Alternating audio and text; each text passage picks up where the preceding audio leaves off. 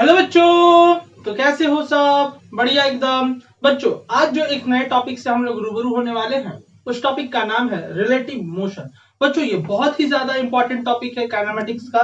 तो बातों को बहुत ही ध्यान से सीखना, समझना और जानने की कोशिश करना। आओ बच्चों, बातों को स्टार्ट करते हैं। मैं शिवानंद त्रिपाठी, आपका प्यारा सा चैनल मेगर कॉन्सेप्ट क्लासेस। बच्चों, हेडिंग लगाएंगे रिलेटिव मोशन। Relative motion. बच्चों, जब कोई भी रिलेटिव मोशन आदमी पढ़ रहा होता है तो उस दौरान एक बहुत ही ज्यादा इंपॉर्टेंट टॉपिक निकल कर आता है, जिस टॉपिक का नाम है frame of reference. Frame of reference. बच्चों, होता क्या है जरा समझेंगे। It is the place from where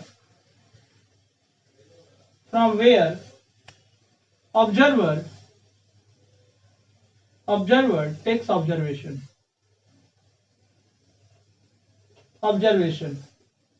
also with respect to that place observer must be at rest। बच्चों, फ्रेम ऑफ रेफरेंस बहुत ही ज्यादा इंपॉर्टेंट बात है। फ्रेम ऑफ रेफरेंस क्या होता है, बड़ा इत्मीनान से समझते हैं। डेफिनेशन हमने परिभाषा लिख दिया। यह एक क्या है, फ्रेम ऑफ रेफरेंस क्या है? एक प्लेस है, एक जगह है जहां पर हमारा ऑब्जर्वर जो है रेस्ट की अवस्था में रहकर किसी भी ऑब्जर्वेशन को देखता है। जैसे हम लोग समझने का कोशिश करते हैं, एक ट्रेन है, मान लेते हैं एक ट्रेन है और ट्रेन में हम लोग क्या करते हैं, बैठे रहते हैं। एक मान लो एक आदमी, एक पैसेंजर बैठा हुआ है। जनरली सब कोई ट्रेन में घूमा फिरा है। अब बच्चों, जो ट्रेन में आदमी बैठता है तो क्या करता है, बैठने के बाद ट्रेन में किसी चिनिया बादाम वाले को क्या करता है, ऑब्जर्व करता है। क्या करता है चिनिया बादाम वाला? चिनिया बादाम ले लो, आलू ले लो, चिनिया बादाम ले लो। तो वो क्या करता है, एक जगह से दूसरे जगह तक चलकर बच्चों जाता है। जब वह एक जगह से दूसरी जगह तक चलकर जाएगा तो जो ट्रेन में बैठा हुआ आदमी है वह किस अवस्था में है? रेस्ट की अवस्था में है। वह किस अवस्था में है? तो रेस्ट की अवस्था में है, ट्रेन में बैठा हुआ आदमी। अब पूछोगे सर किसके रिस्पेक्ट में रेस्ट की अवस्था में है? तो अपने बगल वाले पैसेंजर के रिस्पेक्ट में रेस्ट में है। लगेज जो बोगी है, ट्रेन की जो बोगी है, उस बोगी में जो लगेज उसके रखे हुए उसके रिस्पेक्ट में रेस्ट में है। तो अब चिनिया बादाम बेचने वाला जब आदमी एक जगह से दूसरी जगह तक चलकर जाता है तो वह देखता है और पूछता है कि भैया चिनिया बादाम दे दो। तो क्या किया उसने, ये ऑब्जर्वर ने क्या किया, यह ऑब्जर्वर हो गया। यह आदमी क्या हो गया? तो बच्चों ऑब्जर्वर हो गया और ये ऑब्जेक्ट हो गया। फिजिक्स में दो ही चीजों का तो महत्व है, एक ऑब्जर्वर, दूसरा ऑब्जेक्ट। अब ये ऑब्जर्वर जो है, इसको बोला कि भैया चिनिया बादाम दे दो। इसने क्या कहा कि यह चिनिया बादाम दे दो, मतलब यह एक जगह से दूसरे जगह तक चलकर जाता है धीरे धीरे धीरे और बोलता है चिनिया बादाम ले लो। तो ये क्या किया, ऑब्जर्वर ने इसको ऑब्जर्व किया, इसका ऑब्जर्वेशन किया कि यह क्या है, चिनिया बादाम बेचने वाला आदमी है।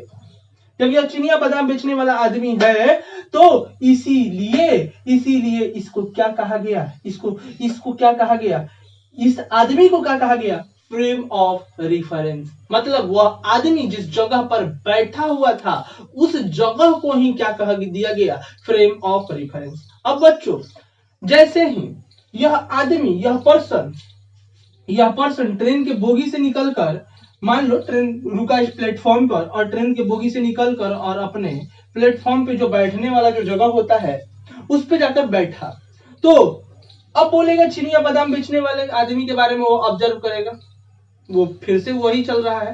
तो प्लेस टू प्लेस क्या होता है, फ्रेम ऑफ रेफरेंस बदलता है। मतलब जहां ऑब्जर्वर जाकर बैठ जाएगा, सिंपली बस इतना याद रख लो कि जहां ऑब्जर्वर जाकर बैठ जाएगा बच्चों, उसी जगह को हम लोग कहते हैं फ्रेम ऑफ रेफरेंस।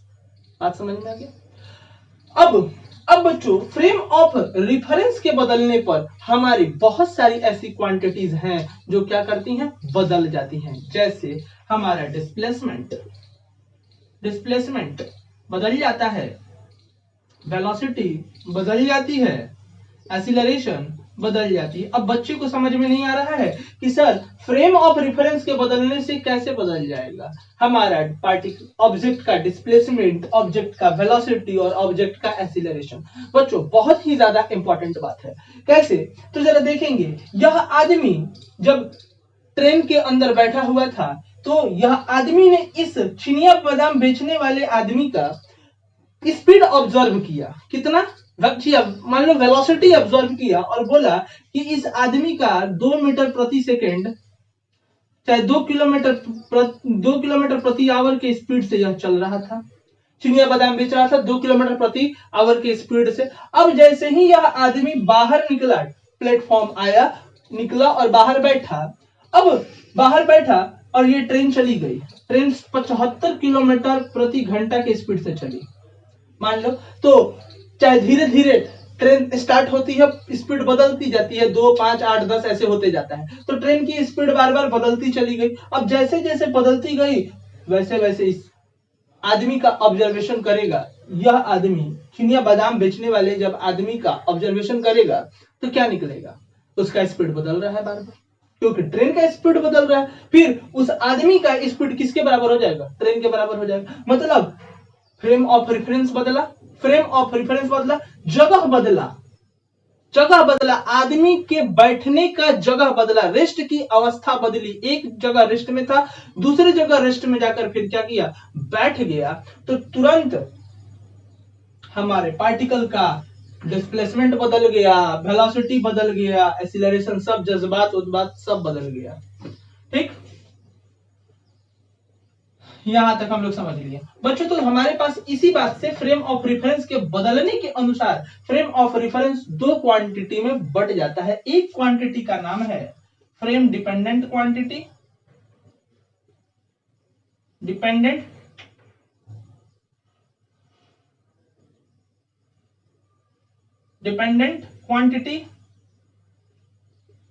क्वांटिटी और दूसरा है फ्रेम इंडिपेंडेंट क्वांटिटी।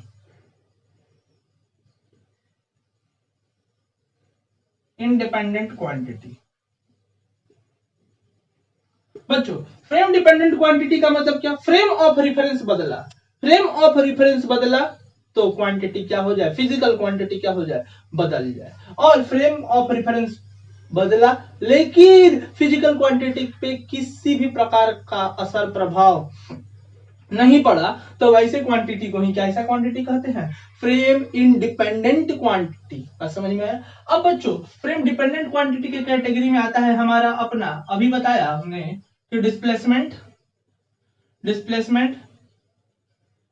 वेलोसिटी और एक्सीलरेशन। और फ्रेम इंडिपेंडेंट क्वांटिटी में आता है अपना फोर्स। अब पूछेगा सर फोर्स कैसे, फोर्स तो एक्सेलरेशन से जुड़ा हुआ है। बच्चों थोड़ा हम लॉजिकल बात करेंगे, थोड़ा थ्योरी के अनुसार। जरा सोचो, तुम्हारे सबके घर में एक छोटा भाई बहन होता है, किसी के घर में नहीं होता है, लेकिन फिर भी हम एक बात करते हैं। मान लो एक घर है अपना, और एक घर में मान लो कि जो हमारा अपना घर है, अपना रूम है, एक पार्टिकुलर अपना सबका अपना रूम होता है, और उस रूम में एक टेबल रखा हुआ है। और मैंने अपने छोटे भाई बहन को बोला कि बच्चों, भाई मेरे, इस टेबल को क्या करो कि एक जगह से घसकाकर दूसरी जगह पर लेकर चले जाओ, एक जगह से घसकाकर दूसरी जगह पर लेकर चले जाओ। मतलब मेरे रूम से दादाजी के रूम में लेकर चले जाओ, दादाजी के रूम में चले जाओ। ये मान लो पार्टिकुलर दादाजी का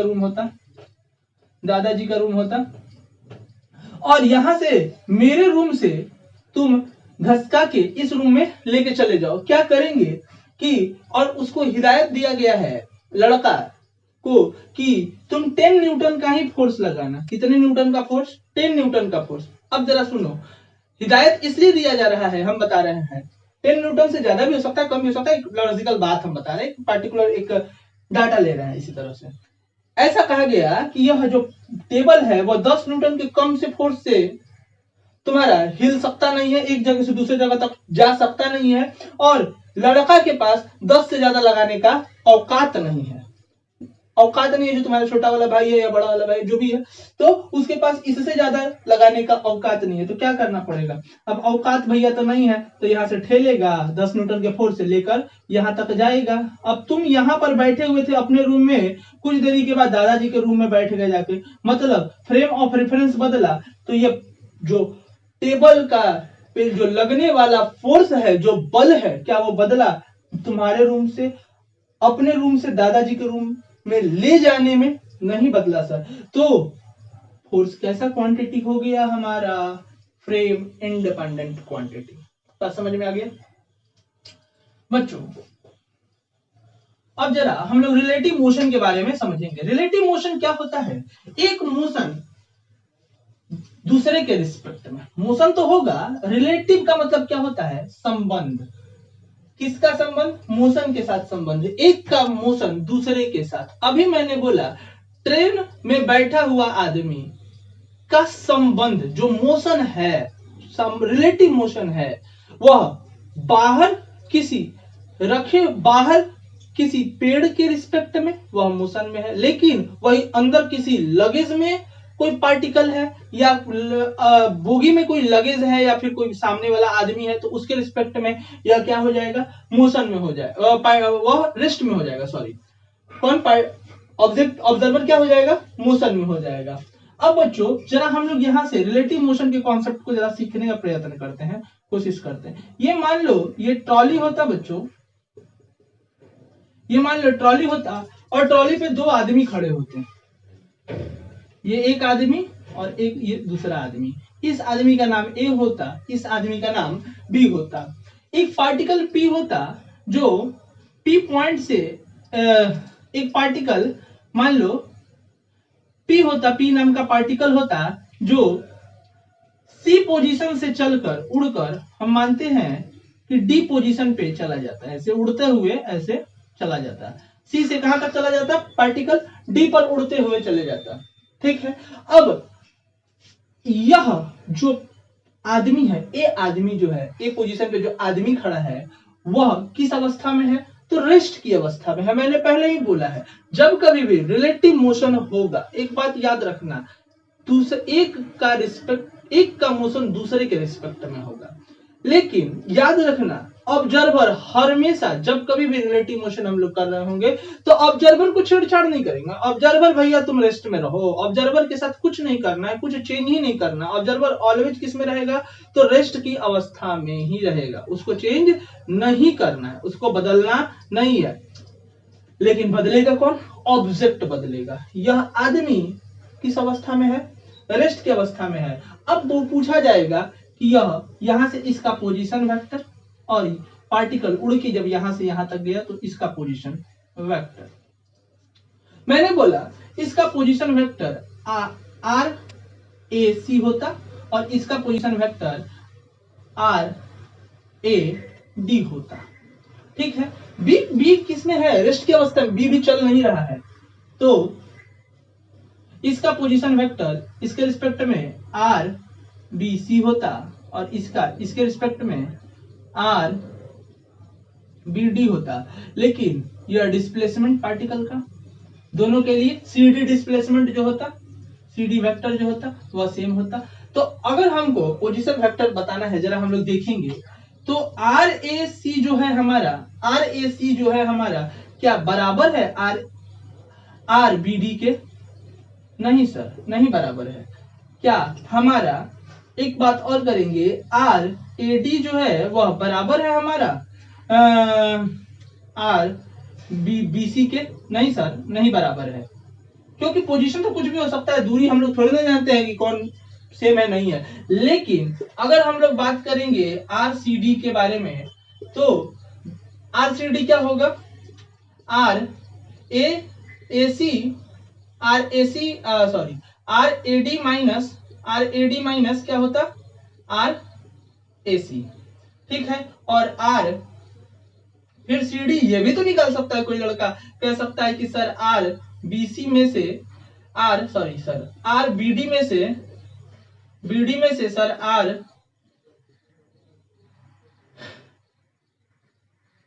आर बीसी को घटा दीजिए।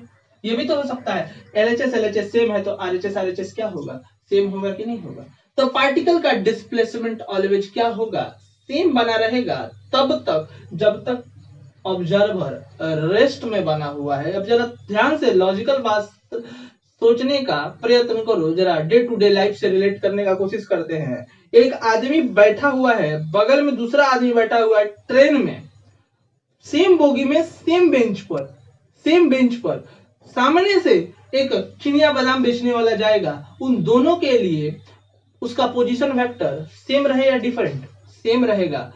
डिस्प्लेसमेंट दोनों आदमी के लिए क्या रहेगा, सेम बना रहेगा। यही तो बात कह रहा है। उनका इस जब सेम बना रहेगा दोनों के लिए तो उसका स्पीड भी क्या बना रहेगा। अगर टाइम से दोनों को अगर डिफरेंशिएट कर देंगे,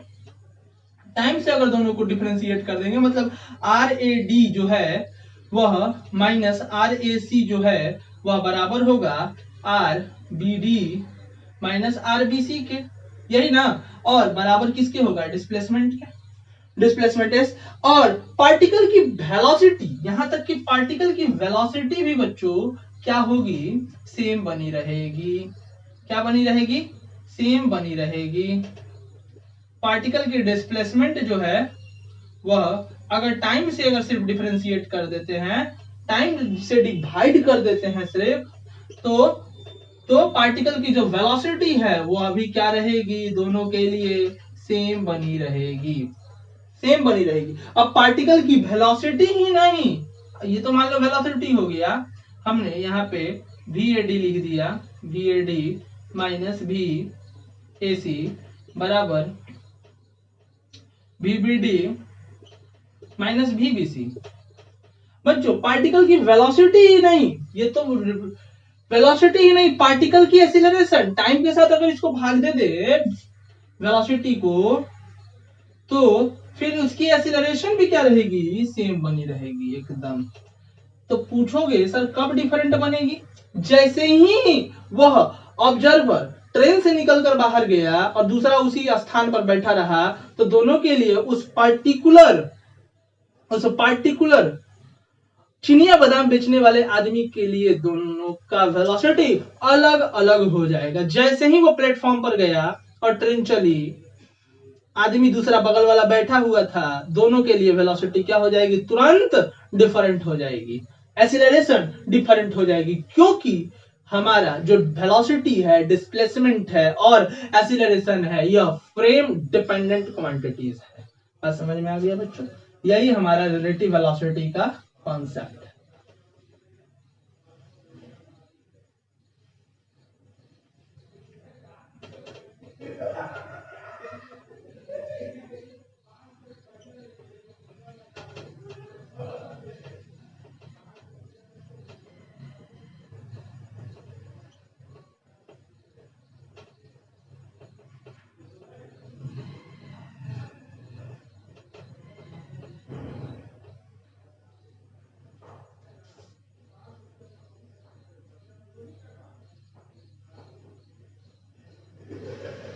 तो बच्चों आज के लिए इतना ही, तब तक के लिए धन्यवाद।